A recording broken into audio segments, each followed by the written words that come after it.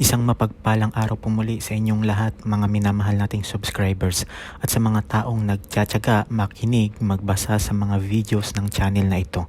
Ito po muli ang inyong lingkod na si Play Mystery upang magbahagi muli ng karunungang lihim patungkol sa Sator Square o yung Sator Square Part 2. Ibabahagi po natin dito ang ikalawang yugto ng karunungang lihim na nakatago sa Sator Square.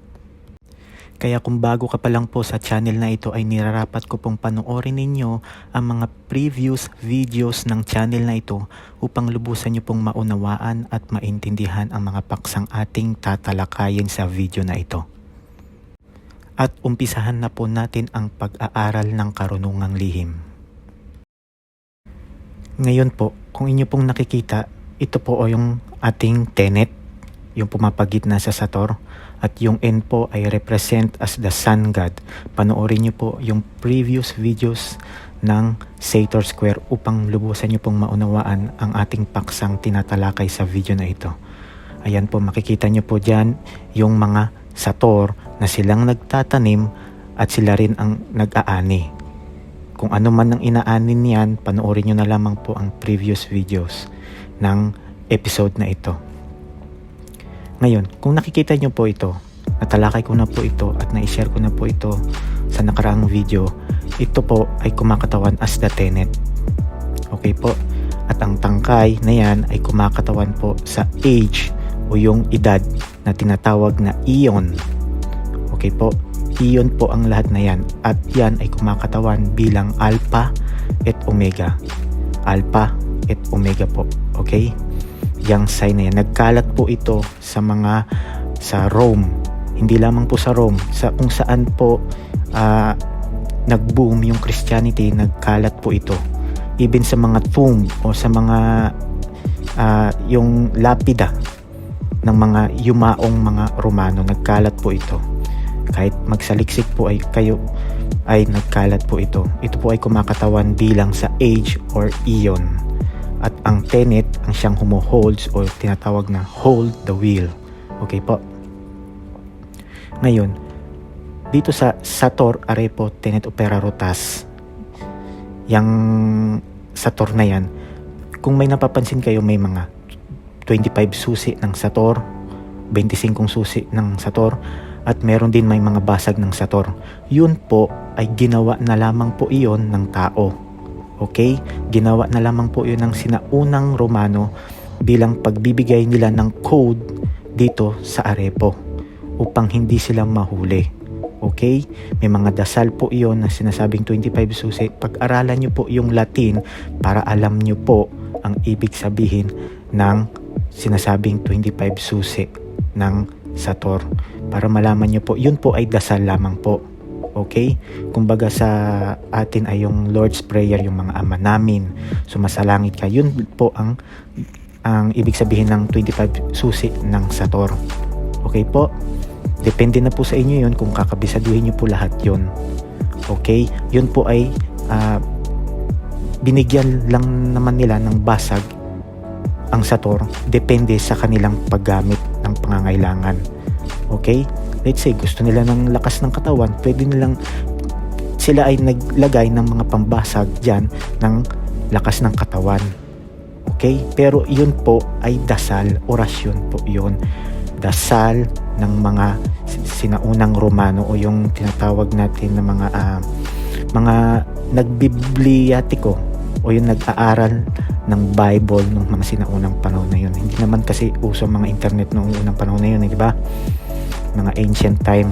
So yun po ay sila po ay naglagay ng mga aral na basag upang kumakatawan dito sa Saturn na ito. Pero ito pong Saturn na ito ay as is na po ito. Ito lamang po, Saturn Arepo Tenito Perotas lamang po ang babanggitin niyo po at wala na pong iba. Yung mga 25 na susi na po yun, may sinasabi pa yung iba na nag-share na na mga daw, may mga north, south, west, east, gawa na lamang po yun. Okay po? Hindi po yun sangkop o angkop dito sa Sator. Ginawa na lamang po iyon bilang pagbibigay nila ng aral dito sa Sator Tenet Opera Rotas na ito. Okay po? Ngayon po, kung yung nakikita nyo po ito, yan, yung nakita nyo po nung sa previous image natin, itong tangkay na to, gaya ng sinabi ko, na-share ko na po sa nakarang video, ang AEO po ay kumakatawan bilang Alpha at Omega o yung tinatawag na age, Eon. Okay po? At ang N ay kumakatawan bilang the center o the center of the zodiac sign bilang araw, the sun or the sun god. Okay po? Ngayon, yung tangkay na ito po ay nagamit ng mga sundalong Romano. Okay? Ginamit po nila ito. Yang tangkay na yan. At yung tangkay na yan po ay nagre-represent bilang Templar Cross. Okay? Templar Cross po yun. Yung sinasabing ginamit nila ito ng mga Kristiyano o yung mga sundalong Kristiyano noon bilang Templar. Kaya kung mapapansin nyo po sa dulo ng binigyan nila ng basag yung Sator ng Rotatem Obsculum Templaritator. Okay? Templar po yun. Adonai Sabaoth. Okay? Templar. Kuha nyo po yung mga sinaunang grupo ng mga Knights. The Knights Templar Cross. Okay? Ito rin po ay Templar na ito ay silang huling nag-defend ng Jerusalem sa pananakop ng mga Musluhum o mga Muslim. Okay po? Hindi ko na po lalaliman, kayo na lamang po mag-search. Sila po ay nag-defend hanggang sa maraming na pong bloodshed na mamatay sa both parties o yung kabilang panig ng mga Muslim at doon sa mga Jewish o sa mga Hudyo, marami na pong namamatay. Nagkasundo sila, nagkaroon sila ng truce. Okay? Nagkasundo sila ng papapasukin na lang yung Muslim doon sa loob para wala nang magkaroon ng dagak pa ng dugo o may mawalan pa ng mga buhay. Okay? Kasi halos nagkakaubusan, parang nagiging patas lang sila eh. Doon po nagkaroon doon sa loob ng Dome of the Rock, kaya po nagkaroon po doon ng mosque. Okay? Yun po ang history nun. Kayo na lamang po ang magsaliksik sapagkat ang ating paksa po sa video na ito ay tanging Sator lamang po. Okay? Ngayon po, ito po yung sasabi ko. AEO bilang Alpha at Omega. Ito rin po ang nagre-represent sa ating patinig. Okay? Ang patinig natin ay 3 characters lamang po. AEO. Okay po? Yun po yun. Panoorin nyo po yung mga previous videos para lubusan nyo pong maunawaan itong mga paksa natin. Ito po ay kumakatawan bilang Eon o age, edad, Eon po. yon ang kapaliwanagan dito sa Templar Cross. At yung N ay nagre-represent bilang the Sun God. Okay po? Dito po umiikot yung mundo natin eh. Yan. So ipapaliwanag po natin yan. At ipapaliwanag po natin sa dulo kung paano ang tamang paggamit ng Sator. Okay po? Ngayon, itong nakikita ninyo na ito, yung green na yan, ito po ay nagre-represent bilang winter, spring, summer, and fall, o yung tinatawag na autumn, o yung atom ng mga halaman o yung panahon. Bawat itong yung bawat panahon na ito, pagpapalit ng panahon, meron po yang umpisa at simula. Kaya meron siyang A, I, O bilang alpha at omega. Alpha at omega ng winter, alpha at omega ng spring, alpha at omega ng summer. Okay? Sa bawat pagdating ng panahon, may simula at may huli din po ang panahon. Okay? At ito po ang pumapagitna, ang tenet. Gayon din po ang araw. Meron pong alpha at omega ang araw. Kung mapapansin nyo po, lumulubog po ang araw, sumisikat po ang araw. Okay? Kaya meron din po siyang alpha at omega. Panoorin nyo po yung previous video para maunawaan nyo po. Ito po ang kumakatawan sa apat na panahon ng mundo. Okay po? Ngayon, ayan katulad ng sinabi ko, winter, spring, summer, and autumn. Ito po yun. Okay? At bawat yan ay mahalaga sa ating baybayin. At doon po papasok ang vocalist ni Yahuwah. Nandyan po yung Yad. Ang Yod, huli na lamang po yun eh. Sa Paleo Hebrew ay Yad, He, Uwa or Uwaw, He. Yad, He, Waw, He. Okay? At itong bawat kanto na ito ay nagre-represent dito. Napapansin nyo po merong air. Ayan po. Yan po ang represent na yan. Ngayon, ito po, kung bibilangin nyo po ito, lumalabas po ito na siyam. Napansin nyo po, A, E, O, A, E, O, A, E, O. Bilangin natin ang bawat grupo. 1, 2, 3, 4, 5, 6, 7, 8, 9. Siyam po, makikita nyo po dito sa ating left side. Siyam po yan. Okay? Ngayon, yung siyam na yan, kaya question mark, yung siyam na yan, panoorin nyo po yung previous video kung makikita nyo po siyam. Okay? Yan po, yung siyam na yan, ang kumakatawan kay Yah. Okay? Nagsimula tayo kay Yah, magtatapos tayo kay Yah. Okay po? Yan. Kung inyo pong nakikita. Yan, di ba? Gaya ng sinabi ko, panoorin ang previous video upang maunawaan ito. Ayan po, kumakatawan sa Yah. Nagsimula kay Yah, magtatapos tayo kay Yah. Okay po? Kay Alpha and Omega. Ayan po yan Alpha at Omega. Siyam po yan. At yung siyam na yan ang gagamitin ang kumakatawan dito sa Sator. Yan ang lihim. At ating ibabahagi ang tamang paggamit ng Sator Square. Okay po? Ngayon, kung napapansin nyo po sa mga nagkalat na mga talandro, nagkalat na mga dasal na mga tungkol sa Sator Coronados, may nakikita kayong surka orka. Okay? Yung surka orka po yun ay nagre-represent po yun, kumakatawan po yun bilang oras ng araw at ng dilim o yung gabi. Hindi po yung araw at gabi yung oras po ng araw at ng gabi ay kumakatawan bilang surka at orka. Ito po kasi ay kumakatawan bilang equinox. Okay po? Ngayon, dito sa bawat kanto ng Sator, may napapansin kayo. Igni, Natura, Renovator, Integra. Ito po ay kumakatawan dito sa apat na ito. Napansin nyo po, may fire, earth, air. Okay? Kompleto po yan. Pati po yung water. Okay? Yan po yun. Igni Natura Renovator Integra. Importante po na malaman po muna ninyo kung ano ang mga kahulugan bago po natin gamitin. Okay? Para lubusan pong maunawaan.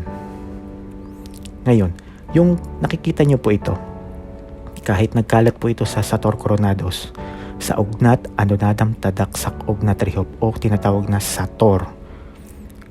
Yan po ay kumakatawan bilang sa equinox and solstice. Okay? Equinox, ibig sabihin in Latin, kung ano po to in English na po, pero in Latin is aequi or aqui, tinatawag na equal in English. And then noctium or noctium ay tinatawag na night o yung gabi. Equal na hati ng gabi at ng araw. Yun po ang equinox. And yung solstice po mula sa sol, ibig sabihin ay sun, araw.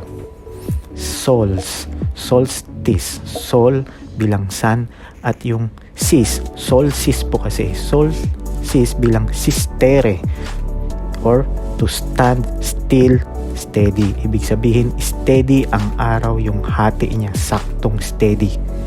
Okay po? Yun po ang kumakatawan bilang solstice.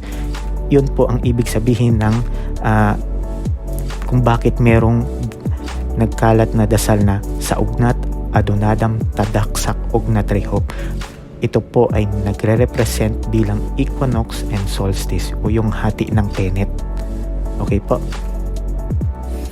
Ayan po yung sinasabi ko. Dito po umiikot yung ating mundo. Ito po yung sun god o yung araw. Yung mundo po natin ang sinasabing opera o yung ikot niya ang tinatawag na work, opera. Nagtatrabaho yung ating mundo at yan ay kumakatawan doon sa saugnat Adonadam Tadaksak Ugnat Rehop. Yung panahon at oras ng pag-ikot niya, yun po iyon. Okay? Kaya po kung napapansin nyo po sa inyong orasan, nasa orasan na po ninyo ang kapaliwanagan. Okay?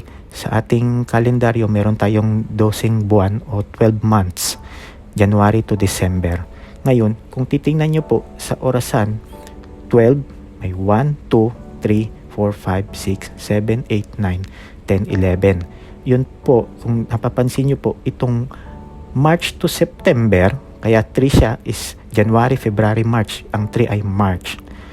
September is 9. Okay? March and September ay tinatawag na equinox. Eksakto March 20 and September 20. Sakto po yan. Kahit ano pong gawin nyo dyan, sakto po talaga yan. Ganyan po gumawa ng mundo at ng universe ang ating Diyos Ama. Siya po ang makapangyarihan. Okay po? Ganon din po kapag June and December, solstice, June and December, sakto din po, June 20 and December 20. Okay? Sakto po yan. Napakagaling ng Diyos Ama. So, hindi natin kaya kung ano yung kaalaman niya kasi siya ay Diyos. Nagpapaliwanag lamang po tayo yung ating natutunan na ibinahagi sa atin ng ating mga guro sa spiritual. Okay po? Yan po ay kumakatawan. Ngayon, ito po yung tinatawag na panawag. Yung tamang panawag. Ibig sabihin ng Rex Christum, Haring Kristo, Dios, Deum. Okay? Ito po ay binabanggit lamang po ng isang beses ng panawag ng Sator bago po kayo bumanggit ng Sator. Ito po yung sinasabing sabi nila 4 na sulok ng mundo o ano, hindi po. Ito po ay ang oras at panahon na tinatakbo ng ating mundo. Naipaliwanag ko na po, di ba? At ito po ang kanyang dasal o yung tinatawag na panawag. Ito ay ang saugnat Adonadam Tadaksak Ugnat Rehop, Rex Christum Deum in Deum Meum, Abaam, Abilim, Abeis, Abisti, Abiti, Abitem. Isang beses lamang po babanggitin. And then, yung 4 na sangkap ng lahat ng mundo sa universe. Igni natura renovator integra. Isang beses lamang po. Banggitin ng Sator ng isang beses. Sator, arepo, tenet, operaro. Tas banggitin yung sinasabing oras ng dilim at ng liwanag. Surka, urka. Yung sinasabi nila na susi daw ng Sator. Okay? Ito ay ang surka, urka. Isang beses babanggitin. At pagkatapos, banggitin ng isang beses itong dasal na ito. Ito po yung panghuli. Ang Adonai, Elahi, Yahuwah, Ya-Al-Ha. Ya-Al-Ha po yan, ha? Ya-Al-Ha, Yahweh. Ang pilanggu amik sinrao, Yahuwah, Ya-Ushua, Yahwu. Sanctum tuum in aeternum, salvame in perpetuum. Perpetuum po, ipapaliwanag po natin yan bakit may mga ganyan sa mga susunod na videos po, okay? Amunra, amunrahum, amon. Okay? Kung babanggitin yan po yan isang beses lamang po.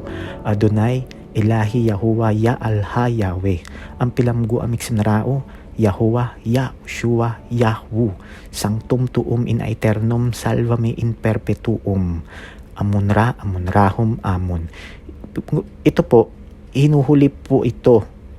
Nakapansin nyo po, nasa huli po siya.